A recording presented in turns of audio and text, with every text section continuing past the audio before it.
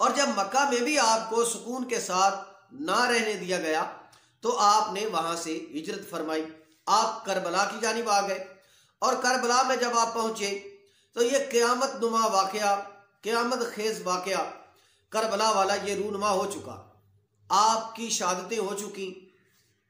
तो उसके बाद मक्का में हजरत अब्दुल्ला इब्ने ज़ुबैर रजी अल्लाह तआला उन्होंने अपनी खिलाफत का ऐलान कर दिया, क्योंकि वो लोग यजीद के मुखालिफ थे, यजीद के हामी नहीं थे। लिहाजा उन्होंने यजीद की खिलाफत को बातिल करार देते हुए खुद जो है वो अपनी खिलाफत का ऐलान कर दिया। अहले मक्का ने धड़ाधड़ उनकी बैत भी कर ली और मक्का में उनका कंट्रोल भी जो है वो भी किसी हद तक कायम हो गया। और जिस वक्त लोग उनकी बैत कर रहे थे अब्दुल्ला इब्ने ज़ुबैर की, उस वक्त हजरत अब्दुल्ला इब्ने अब्बास रजी अल्लाह ताला अन्हु आप भी वहां मौजूद थे, मगर आपने उसकी बैत करने से इनकार कर दिया, उसकी बैत नहीं की। अब्दुल्ला इब्ने ज़ुबैर की, अब्दुल्ला इब्ने अब्बास ने बैत ना की। जब उनकी बैत ना की तो यजीद को इस बात का इल्म हुआ, तो यजीद खबीस ने हजरत अब्दुल्ला इब्ने अब्बास रजी अल्लाह तआला को एक खत लिखा और उन्होंने उस खत में कहा कि मैं आपका शुक्रिया अदा करता हूं और इस बात पर शुक्रिया अदा करता हूं कि आपने मेरी खातर अब्दुल्ला इब्ने ज़ुबैर की बैत नहीं की। अब मैं तुम्हारी इस नेकी को कभी फरामोश नहीं करूंगा, हमेशा याद रखूंगा। और दूसरी मेरी इल्तिजा ये है कि आप दीगर लोगों को अब्दुल्ला इब्ने ज़ुबैर की बैत से मना करें, रोकें, उनके खिलाफ आप जो है वो मुहिम चलाएं और उनके खिलाफ लोगों को बात करें, क्योंकि मैं जानता हूं आप एक काबिल एतमाद शख्स हैं और मोतबर शख्सियत है। आप जो कहेंगे तो बहुत सारे लोग जो है वो आपकी बात को मानेंगे। यानी मेरे लिए मक्का में रास्ता हमवार करो, अब्दुल्ला बिन ज़ुबैर के मुखालिफ में। अब जब यह बात हुई तो हजरत अब्दुल्ला इब्ने अब्बास रजी अल्लाह ताला अन्हु ने आपने भी एक खत लिखा। आपने जो खत लिखा उसका मजमून जो है वो इमाम तबरानी रहमतुल्लाह अलैह ने अपनी किताब अल मुअज्जमुल कबीर में इसे सनद के साथ रिवायत किया है। और वो खत जो है उसका उर्दू तर्जमा, उसका जो मजमून है वो मैं आपकी समातों की नजर करता हूं और फिर उस पर खुलासा के तौर पर इंशाल्लाह कलाम करते हैं।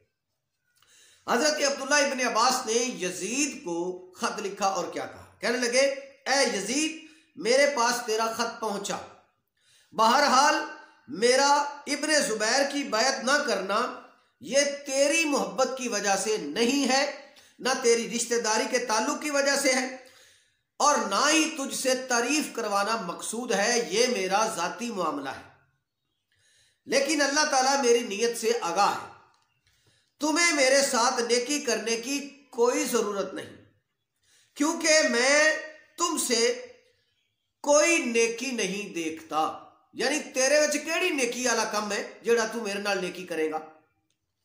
और तूने मुझसे चाहा है कि मैं लोगों के दिलों में तेरी मोहब्बत डाल दूं और उन्हें इब्ने ज़ुबैर से मुतनफर करूं और तेरे लिए उन्हें बैत पर कायल करूं। ए यजीद, मैं किस तरह तेरी हिमायत कर सकता हूं जबकि तुमने इमाम हुसैन अलैहिस्सलाम यानी हजरत अब्दुल मुत्तलिब की औलाद के नौजवानों को कत्ल किया जो कि हिदायत के चिराग थे और रोशन सितारे थे।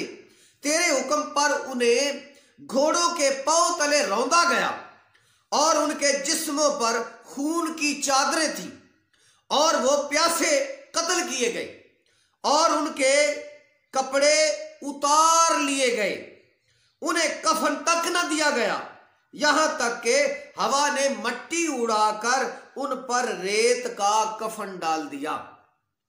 तूने मेरे चचा की औलाद को कत्ल किया है और तेरी तलवार से अभी तक मेरा खून टपक रहा है और तू कहता है कि मैं तेरे लिए अब्दुल्ला इब्ने ज़ुबैर के मुखालिफ जाकर लोगों को बैत के लिए तैयार करूं। तो नाज़रीन मोहतरम, आपने देखा जो लोग यजीद पलीद के लिए क्लीन चिट क्लियर कर रहे थे। जो यजीद पलीद को बेगुनाह बेऐब मासूम कह रहे थे, यकीनन उनके वालिदैन भी जब इकट्ठे बैठते होंगे तो वो मारे शर्म के एक दूसरे से आंख ना मिलाते होंगे। मां गर्दन झुका के बैठी होगी, बाप अपनी जगह गर्दन झुका के बैठा होगा, तो वो बात करते होंगे तो कहते होंगे हमें एक दूसरे को देखते हुए अफसोस, सद अफसोस होता है कि हम में से ये कौन सी गंदगी बाहर निकल आई जो यजीद को रहमतुल्लाह अलैह कह रहा था। यकीनन यजीद को रहमतुल्लाह अलैह कहने वाले उनके माँ बाप अगर जिंदा है तो वो एक दूसरे से मारे शर्म के निगाहें ना मिलाते होंगे, वो बाहर ना निकलते होंगे कि ये किस गंदगी का खरूज हमसे हो गया, किस पलीद को पैदा कर बैठे जो यजीद पलीद को रहमतुल्लाह अलैह कह रहा है। जो यजीद पलीद खबीस को, शराबी जानी फासिक व फाजिर को, मक्का पर आग लगाने वाले को और मदीना तैयबा पर जामे मस्जिद में, मस्जिद नबवी में मेरे आका दो आलम सल्लल्लाहु अलैहि वसल्लम के मुसल्ला के करीब, आपके मिंबर अतर के करीब घोड़े बांधने वाले को घोड़ों ने मस्जिद में लीद और पेशाब 3 दिन किया, बेदरेक हजारों मुसलमानों को कत्ल करने वाला ऐसा खबीस, उन खबीसों को ये मोमिन नजर आ रहा है। अरे इसकी जो खबासत में, इसके फिस्को फजूर में, इसके लानती होने में, इसके काफिर होने में जो शक करे, वो एक वजह हो सकती है, अपनी अम्मी से जाकर पूछे अम्मी तूने किस किस का मुझे पैदा किया है। जो यजीद को क्लीन चिट देने वाला है, यकीनन अपनी अम्मी से अगर हक बात पूछे तो वो नुत्फा हराम होगा। यजीद पलीद को रहमतुल्लाह अलैह कहने वालों, अगर तुम्हारे माँ बाप फौत हो गए, उनकी कब्रों को अगर उखाड़ कर देखा जाए तो माँ बाप की लाशें भी तड़पती होगी, हम किस पलीद को पीछे छोड़ाए। जो यजीद